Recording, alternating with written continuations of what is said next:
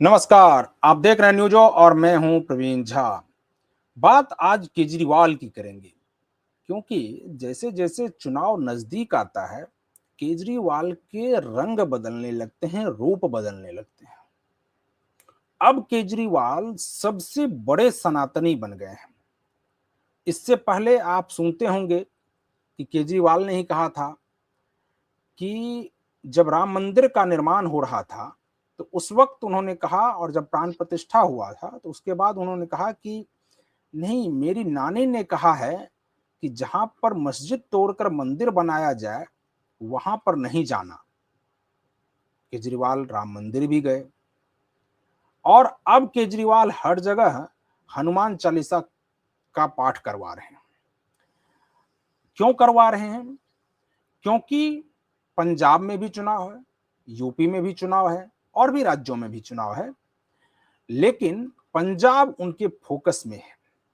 और पंजाब में तो यहाँ तक कह रहे हैं कि वहाँ पर वो लवकुश मंदिर बनवाएंगे, तो माँ काली की मंदिर बनवाएंगे। ना जाने क्या-क्या कह रहे हैं केजरीवाल। केजरीवाल के मन में जो भी आ रहा है सब बोल दे रहे हैं, क्योंकि वो बोलने में तो माहिर हैं ही। अब वो पूरा हो ना हो ये अलग बात है। हालांकि आज ही एक फैसला आया है करकरडुमा कोर्ट का, उसमें उनके एक जो पूर्व पार्षद हैं उन्हीं की पार्टी के, आज उनके ऊपर फैसला आ गया है और अब बहुत जल्द वो डिसीजन हालांकि पेंडिंग रखा गया है, वो फैसले का जो भी हो, चाहे उनको अब जो भी सजा मिले, वो भी कुछ दिनों में 16 तारीख को शायद वो भी आ जाएगा। खैर, आज बात केजरीवाल की इसलिए हो रही है क्योंकि अभी एक तस्वीर उनकी बहुत तेजी से वायरल हो रही है और वो तस्वीर क्या है? तस्वीर है कि वो बैठकर हनुमान चालीसा का पाठ कर रहे हैं। वो तस्वीर हम आपको दिखाएंगे और आज इन्हीं सभी मुद्दों पर हम लोग चर्चा भी करेंगे और इस चर्चा में हमारे साथ जुड़ रहे हैं वरिष्ठ पत्रकार और राजनीतिक विश्लेषक संजीव प्रियदर्शी। संजीव जी, ये रूप अनेक हैं लेकिन आदमी एक ही है, केजरीवाल। इनके बारे में आप क्या कहेंगे? क्योंकि ये कभी कुछ बोलते हैं, कभी कुछ बोलते हैं, कभी कुछ बोलते हैं और अंत तक वो इस पर आ जाते हैं कि सबसे बड़े कट्टर सनातनी वही हैं। नमस्कार प्रवीण जी, दर्शकों को मेरा नमस्कार। देखिए, सतलुज फिल्म जो आई है जिसमें वन हुँ, साइडेड स्टोरी पंजाब के हुँ, हुँ, में जो नरसंहार हुआ, वो चाहे हुँ, किसी का भी हुआ हो, किसी हुँ, समाज का हुआ हो, दोनों ही दुखद था। हुँ, लेकिन उस सतलुज फिल्म के जरिए अ, इन्होंने खास करके जो जट सिख हैं उनका वोट साध लिया, क्योंकि हुँ, वो सतलुज फिल्म में दिखाया जा रहा है कि केपीएस गिल या बेअंत सिंह ने जो भी किया, उसमें कहीं भी हुँ, हिंदू जेनोसाइड की चर्चा नहीं है उस पूरे फिल्म में। और दिलजीत हुँ, दोसांझ जैसे जो ये कहते हैं कि आ गए पंजाबी, आ गए जी, मंच पे खड़े हो कहते हैं, तो क्या उस पंजाबी आ गए हैं, क्या वहां हुँ, के हिंदू शामिल नहीं है?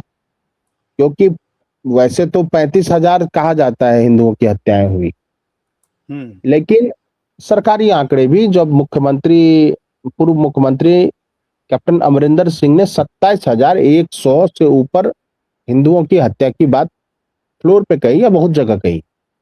हुँ, तो ये जो सतलुज फिल्म है जिसको इससे सर्टिफिकेशन भी नहीं मिला, हुँ, और ये फिल्म ओटीटी पर डाली गई, फिर बहुत तेजी से डाउनलोड करवा के हटवा दी गई और हुँ, मुस्कुराते हुए दोसांझ ने बोला कि इसको डाउनलोड कीजिए। अब उसको गुरुद्वारे और गांव में, खास करके जट सिखों के गांवों में और गुरुद्वारों में दिखाया जा रहा हुँ, है। और उसे निश्चित रूप से देखिए, वो घटना जो भी हुई, हमारे लिए सिख भी भाई हैं, भारत का हर एक नागरिक भी ही हमारे लिए भाई। किसी एक व्यक्ति की हत्या होती है, किसी हुँ, एक महिला के साथ गलत काम होता है, हमारा दिल दुखता है। हम कहते हैं कि हत्यारे किसी धर्म और जाति के नहीं है, रेपिस्ट हुँ, किसी धर्म और जाति के नहीं, वो मानवता के शत्रु हैं। उन सबको फांसी की सजा दे सरकार। चाहे हुँ, किसी ने किसी की हत्या की हो, किसी ने किसी का हक मारा हो, सब अपराधी हैं। हुँ, लेकिन एक तरफा कहानी पेश किया और ये सब कुछ होने दिया वहां। मैं हुँ, आ रहा हूं आपके उस सवाल पे, मूल सवाल पे। वो हुँ, इस सबको कुछ होने दिया, भगवंत मान ने चुप रहे। अब बीजेपी को सामने ला रहे, अरे बीजेपी ना वहां 3 में थी ना 13 में थी, ना हुँ, बीजेपी के दौर में ये कांड हुए, ना बीजेपी का उस समय कोई प्रभाव था भारत की राजनीति पर, कांग्रेस हुँ, ने किया। और दूसरी बात है, एक पंजाबी ने दूसरे पंजाबी को उकसाया और उसने तीसरे पंजाबी की हत्या की भैया, उसमें किसी का कोई लेना देना नहीं है। तो बीजेपी पर आरोप का तो कोई बात ही नहीं है, लेकिन केजरीवाल गैंग चुप है, केजरी गैंग चुप है, कोई बयान नहीं दे रहा है। इधर रवनीत सिंह बिट्टू जो है बेचारे अपना एक पक्ष रख रहे हैं।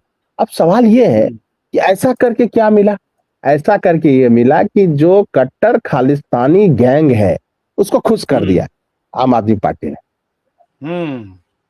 अब वो आए हैं हिंदुओं को पुचकारने के लिए, ये लव कुश मंदिर बनेगा, ये हनुमान जी का पाठ करेंगे। और जब दिल्ली में भी सत्ता में थे तो केजरीवाल जी जाते थे इस यहाँ जो कनॉट पैलेस का जो हनुमान जी का मंदिर है वहां जाते थे, पूजा करते थे, प्रणाम करते थे और प्रसाद भी बांटते थे, खाते भी थे। लेकिन देखिए पॉलिटिशियंस तो कोई रिलीजियस पर्सन होता नहीं है, उसके लिए हर चीज एक माध्यम है। जो कार्यकर्ता अपनी जान दे देते हैं उसकी तरफ पलट के नहीं पॉलिटिशियंस देखते हैं। तो हम उनकी बात कर रहे हैं, उनका एग्जाम्पल दे रहे हैं जो कि केजरीवाल के बहुत नजदीक रहे हैं, और वो है आशुतोष जी। सब जानते हैं आशुतोष जी को। उन्होंने तो अब इंटरव्यू में, एक पोर्टल के इंटरव्यू में यह स्पष्ट कहा कि वैसे तो केजरीवाल ने ये परिचय दिया था कि वो नास्तिक है, लेकिन बाद में वो धार्मिक रूप से सब करने लगे, तीर्थयात्रियों को भेजना, मंदिर जाना या गुरुद्वारे जाना या मस्जिद। देखिए नास्तिक के लिए तो सारे धर्म वो है एक जैसे हैं, लेकिन इसका कारण यह है कि पहले उस फिल्म सतलुज फिल्म से कट्टर खालिस्तानियों को, सिखों को नहीं, कट्टर खालिस्तानियों को, संजीव जी आप ये कह रहे हैं दोनों तरफ से बैटिंग हो रही है। धर्म विशेष को वो साध चुके हैं, एक धर्म विशेष को वो साध चुके हैं। अब वो सनातन के नाम पर हिंदू वोटों को साधने की कोशिश कर रहे हैं कि हिंदू वोटर उनके पाले में आ जाए और इसका लाभ जो है वो पंजाब में मिल जाए।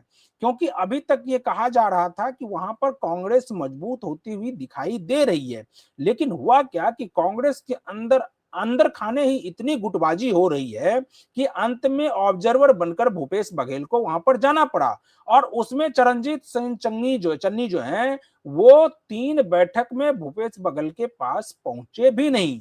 तो ये अब ये सोच रहे हैं अरविंद केजरीवाल कि अगर उधर अंदर खाने कांग्रेस के अंदर ही गुटबाजी हो रही है तो उसका लाभ लिया जाए और फिर से आम आदमी पार्टी की सरकार जो है वो पंजाब में बनाई जाए। तो कुल मिलाकर के ये है कि अब हिंदू वोटरों को साधने की कोशिश हो रही है, ये सब जो हनुमान चालीसा पाठ हो रहा है उसके जरिए बिल्कुल बैलेंस कर रहे हैं वो। और क्योंकि देखिए पंजाब में भले 35-36 या 38% तक हिंदू हो, क्योंकि देखिए हिंदू वोटरों का वेट इसलिए बढ़ जाता है कि सिख समाज में पलायन बहुत जबरदस्त हुआ है, बहुत बड़े पैमाने पर। और वो पलायन जो है इंटरनेशनल पलायन है, यानी वो कनाडा, ऑस्ट्रेलिया, न्यूजीलैंड, और मेहनती भी हैं सिख समाज के बच्चे, और वो देश के लिए भी काम कर रहे हैं, क्योंकि वो जो डॉलर भेज रहे हैं, यूरो भेज रहे हैं, वो देश के भी काम आ रहा है, पाउंड जो भेज रहे हैं वो देश के भी काम आ रहा है। और चंद कुछ खालिस्तानी आईएसआई के उकसावे पे पूरे दुनिया में प्रोटेस्ट करते हैं। ठीक है, कर लें, कोई दिक्कत नहीं, लेकिन सिखों को बदनाम मत करो भैया। और किसी के भी पॉलिटिक्स में मैं ये कह रहा हूं, चाहे वो कांग्रेस हो, बीजेपी हो, अकाली हो, आम आदमी पार्टी हो, अब पंजाब को पुराने दौर में नहीं ले जाना है। दर्द है, दर्द सिखों का भी है, उतना ही दर्द हिंदुओं का भी है। और ऐसा जो सिख समाज के लोग बेचारे सैकड़ों एकड़ जमीन छोड़कर पाकिस्तान से यहां माइग्रेट हुए थे, उनको भी तो कुछ नहीं मिला, वो भी तो लंबे समय तक स्ट्रगल करते रहे। और जो हिंदू समाज के लोग जो उधर से आए थे पाकिस्तान से, वो भी तो उसी तरह प्रताड़ित थे, अपना कारोबार छोड़कर, अपनी जॉब छोड़कर आए थे। तो दर्द पे मरहम लगाने की अब जरूरत है, उसको पॉलिटिसाइज मत करिए।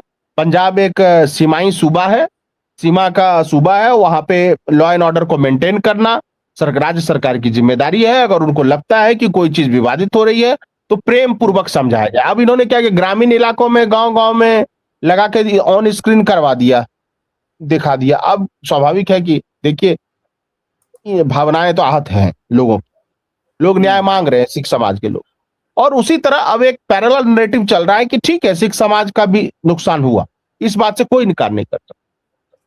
केपीएस गिल पर भी बहुत सारे आरोप लगे, और सबसे बड़ी बात यह थी कि गुरुद्वारा साहिब में जिस तरह से हुआ ब्लू स्टार, उसको सिख समाज क्या हिंदू समाज भी आज तक स्वीकार नहीं कर पाया कि चलिए ऐसी जगह जो है, तो उसको पॉलिटिसाइज ना करके अब ये क्या कर रहे हैं, ये तो इनके रूप हर नेता का वही होता है, लेकिन केजरी भैया का थोड़ा कुछ ज्यादा है।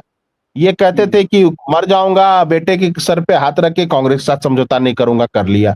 उसके बाद कहते थे कि शादी जो है ज्यादा खर्च करके शादी करने की क्या जरूरत है, डांस करने की क्या जरूरत है, इन्होंने अपनी बेटी की शादी 5 स्टार होटल में की। फिर आप देखिए ये डांस कहते हैं का कि हम वीडियो भी सबको, वायरल हुआ था। हाँ, हिंदू मुस्लिम सिख ईसाई सबको लेके चल रहे हैं, चलिए, लेकिन जो पंजाब पर इतना बड़ा कर्ज है और उस कर्ज हर महीने कर्ज लेकर सरकार वहां चल रही है, उस पर कोई इकोनॉमिक प्लान तो ये दे नहीं पाए। अब यही है कि दोनों तरफ से बैटिंग कर रहे हैं ये। सिख समाज को उस फिल्म के जरिए बैटिंग की जा रही है, अब इसके पीछे जो भी नेटवर्क हो वो तलाशे। और दूसरा, अब हिंदू समाज को भी ये कहा जा रहा है कि लवकुश मंदिर बनेगा और चंडी मंदिर बनेगा। मैं ये कह रहा हूं कि वहां पे हिंदू सिख बड़े शांति से रह रहे हैं पंजाब में। मैं यही कहता हूं कि हाथ जोड़ के पंजाब का माहौल खराब ना करे सरकार। अगर कोई विवाद है, संवाद कायम करे, उसका हल निकाले। लेकिन इलेक्शन लड़ने के लिए याद कीजिए मनीष सिसोदिया ने क्या बोला था कि पंजाब का चुनाव जीतने के लिए चाहे साम दाम दंड भेद सब करना पड़े, पंजाब जीत रहा है। तो मुझे लग रहा है वही साम दाम दंड भेद चल रहा है। चलिए संजीव जी, तो आज हम लोग इस डिबेट को यहीं पर खत्म करते हैं। कल किसी और मुद्दे के साथ फिर हाजिर होंगे। तब तक आप बने रहिए न्यूज़ के साथ। मुझे और संजीव जी को दीजिए अनुमति। नमस्कार।